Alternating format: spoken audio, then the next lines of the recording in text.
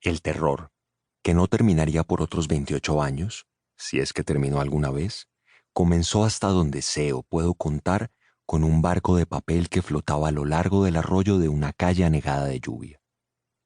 El barquito cabeceó, se ladeó, volvió a enderezarse en medio de traicioneros remolinos y continuó su marcha por Witcham Street hacia el cruce de esta y Jackson. El semáforo de la esquina estaba a oscuras y también todas las casas en aquella tarde de otoño de 1957. Llovía sin cesar desde hacía una semana y 2 días atrás habían llegado los vientos. Desde entonces, la mayor parte de Derry había quedado sin corriente eléctrica y aún seguía así. Un chiquillo de impermeable amarillo y botas rojas seguía alegremente al barco de papel. La lluvia no había cesado, pero al fin estaba amainando. Caía sobre la capucha amarilla del impermeable y a oídos del niño sonaba como lluvia sobre el tejado de un cobertizo. Un sonido reconfortante, casi acogedor. El niño se llamaba George Denbrook. Tenía 6 años.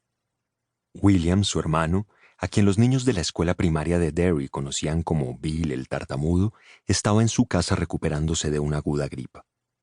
En ese otoño de 1957, 8 meses antes de que comenzasen realmente los horrores y 28 años antes del desenlace final, Bill el tartamudo tenía 10 años. El barquito junto al cual corría George era obra de Bill. Lo había hecho sentado en su cama, con la espalda apoyada en un montón de almohadas, mientras la madre tocaba para Elisa en el piano de la sala y la lluvia batía monótonamente la ventana de su habitación. A un tercio de manzana, camino del semáforo apagado, Witcham Street estaba cerrada al tráfico por varios toneles de brea y 4 caballetes color naranja en los que se leía Ayuntamiento de Derry, Departamento de Obras Públicas.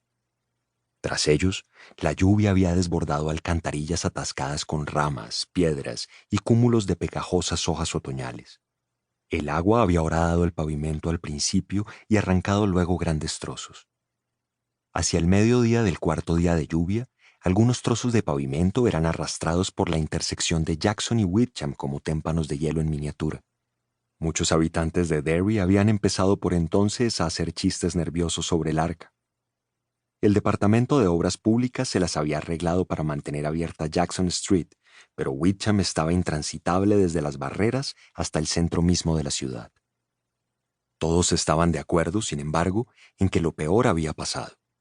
El río Candlestick había crecido casi hasta sus márgenes en los cereales y pocos centímetros por debajo de los muros de cemento del canal que le conducía por el centro de la ciudad.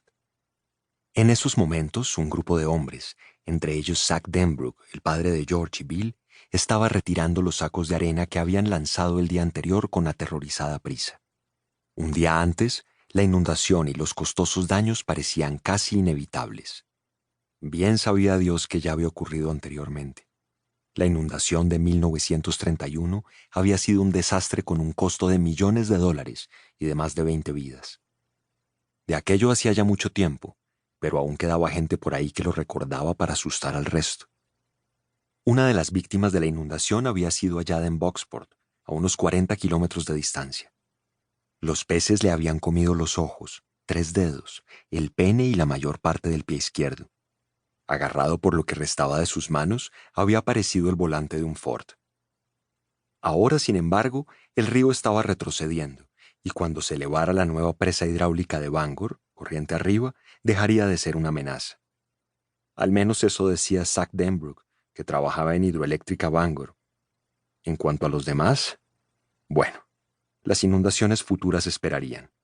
Lo importante era salir de esta, devolver la corriente eléctrica y después olvidarla. En Derry, olvidar la tragedia y el desastre era casi un arte, tal como Bill Denbrook llegaría a descubrir con el tiempo.